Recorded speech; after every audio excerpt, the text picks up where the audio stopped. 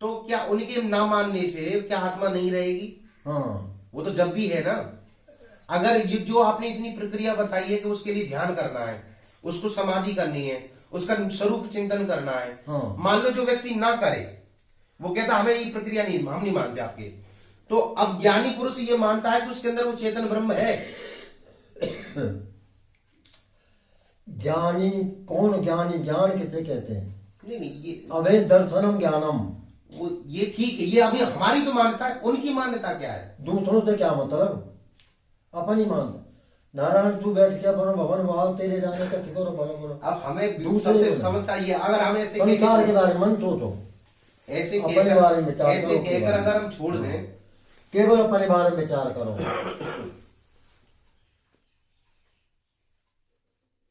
तो फिर ऐसे लोगों से अब क्या मतलब, चुप रह जाए? मौन रहना है।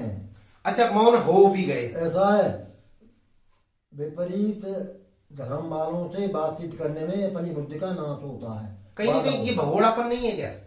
केवल उनसे ही बातें करो।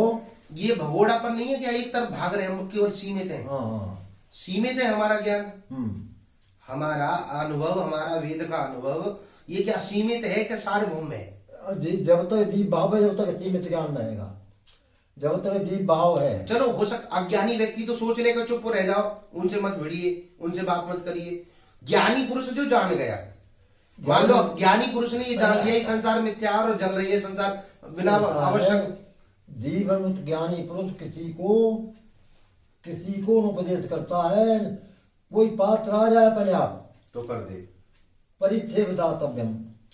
अच्छा, मान लो उपदेश भी ना करे, तो ये जान के तो अनुभव करेगा कि देखो कैसे जानबूझकर उसमें गिर रहे हैं। मान लो कोई कुएं के मेढक उसमें गिर रहे हैं और जानबूझ के अपने आप में मस्ती में जी रहे हैं, भाई यही सागर है। संसार के बारे में मन सोचो, तो संसार में तो रहना पड़ेगा।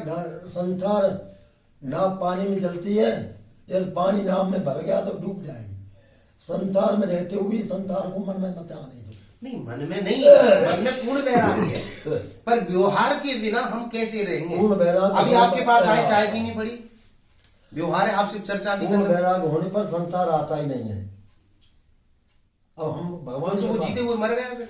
हाँ बिल्कुल, जीते जी मरा हुआ है वो तो।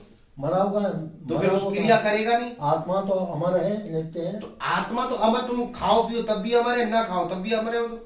इसका है। मान लो अगर हम उसको जाने तब भी अमर है, मान लो मैंने चाय पी तो ना पीऊंगा तब भी अमर है वो तो। उसकी अमरता से शरीर का दम क्या मतलब? ठीक है।